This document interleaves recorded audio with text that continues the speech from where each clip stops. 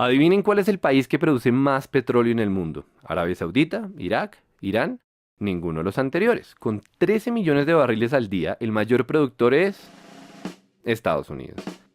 La coronación es reciente y es una de las razones por las que se ha caído el precio del petróleo. Estados Unidos está comprando menos porque está produciendo mucho más. Y todo esto tiene un responsable, el fracking. ¿Qué es el fracking? Es una técnica para extraer petróleo y gas de lugares que antes no se dejaban. Rápido repaso geológico. Todo el petróleo está almacenado en formaciones de rocas. Algunas de estas formaciones tienen poros o grietas que dejan fluir el petróleo, otras no. Las que no eran un problema para la industria petrolera, pero ahora que existe el fracking ya se puede sacar petróleo de ahí. Es más fácil entender todo esto si hablamos de un concepto clave, la presión.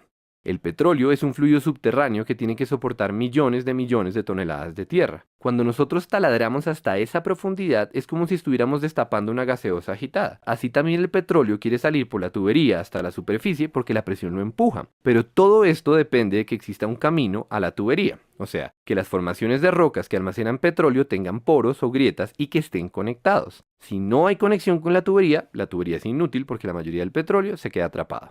Pues bien, resulta que ahora podemos fracturar las rocas para crear nuestras propias grietas. Eso es el fracking, que formalmente se llama fracturamiento hidráulico. Lo de fracturamiento ya se entiende, y lo de hidráulico es porque se utiliza agua a presión para romper las rocas, agua y arena. Pero la historia no termina ahí.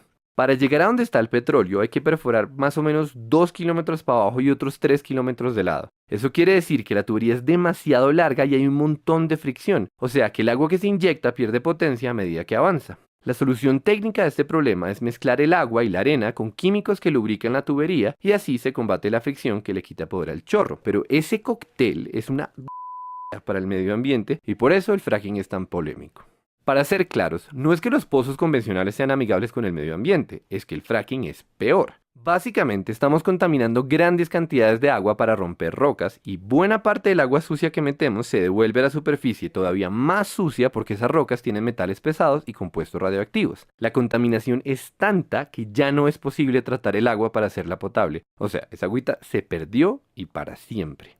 Entonces, ¿qué se hace con el agua sucia? Lo usual es que la entierren muy profundo, el equivalente industrial a meter mugre debajo de la alfombra, pero hay un problema, o más bien varios. Resulta que en el subsuelo existen reservas de agua potable y si el agua sucia del fracking llega a mezclarse con ellas, tenemos un desastre ecológico tremendo. Por supuesto, la industria petrolera y los que ponen las normas toman un montón de precauciones para que no ocurra esto. Por ejemplo, los pozos tienen un revestimiento de cemento y tuberías adicionales con el objetivo de evitar que el agua contaminada se filtre hacia otros lados. La pregunta es si estas medidas son suficientes y esa pregunta es particularmente relevante en Colombia teniendo en cuenta que las normas se basan en estudios que fueron hechos en Estados Unidos y acá la geología es diferente y poco estudiada. Mientras que en Estados Unidos las reservas de aguas subterráneas no pasan los 400 metros de profundidad, en Colombia ya extraemos agua potable a 1500 metros. Esa diferencia hace más asustadores dos de los tres problemas que tiene el fracking. Problema número 1. Las grietas causadas por esta técnica recorren el subsuelo de forma impredecible.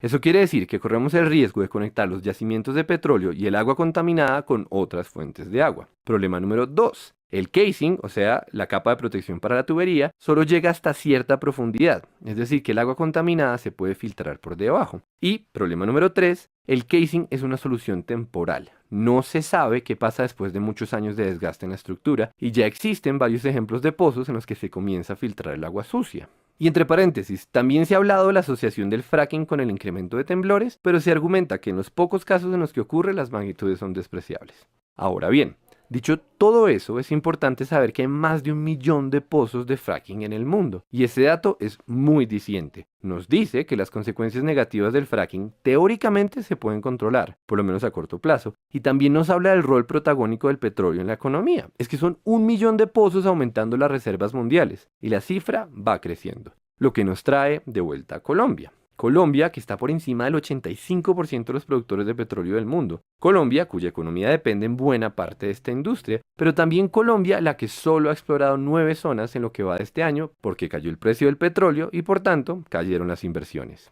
Para bien o para mal, esta es una industria a la que pertenecemos y tenemos que tomar decisiones.